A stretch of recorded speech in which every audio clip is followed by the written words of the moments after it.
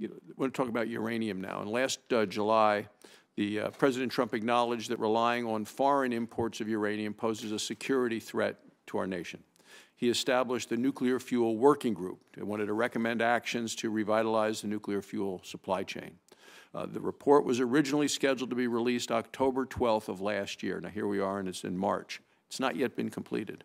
At least we haven't seen it. So, Mr. Secretary, America's uranium producers are facing dire financial situations. Immediate relief is required. Making funding available now is required to save the uranium mines. Uranium miners in my home state of Wyoming were encouraged by the President's budget request. He seeks $150 million to create a uranium reserve, but that's going to take some time.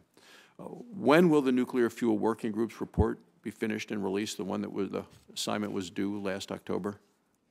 It is my sincere hope that later today you will see the final report.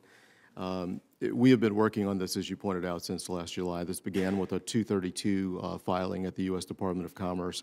At that point in time, we went through an extensive review of the front end of the fuel cycle.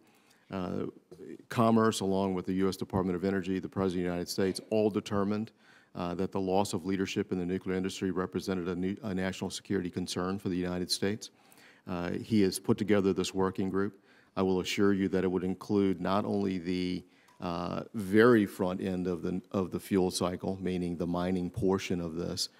We will find ways to revitalize that part of the industry, but it will also include other measures that we will take to enhance the mining capabilities. As you know, simply pulling the uranium out of the ground doesn't do much for purposes of creating nuclear fuel. We have to have enrichment, conversion, other operations need to occur in order to make this product usable in the industry.